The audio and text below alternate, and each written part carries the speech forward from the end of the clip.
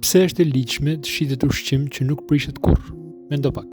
Ushqimi vërtet prishet. Frutat nxihen, buka, myket, mishi, kalbet. Kjo është mënyra se si Perëndia ka krijuar natyrën për të thënë ha sa është e freskët dhe ose mos e ha fare. Tani hyr në çdo dyqan sot. Hamburger që nuk myken kurrë, torta që qëndrojnë të buta për muaj, ushqime që rrinë në rafte për vite, asgjë natyrale në këtë.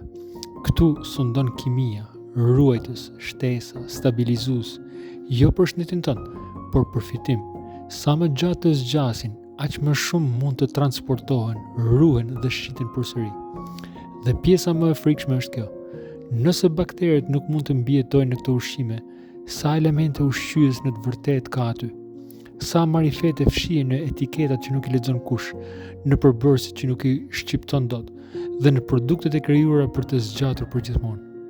Prandaj pyetja është kjo: nëse ushqimi që nuk prishet është i ligjshëm, apo ham vërtet, apo po mbijetojmë në një iluzion kimik? Ky është realiteti i një bote të paketuar që na kujton që duhet ham me mend e jo me sy.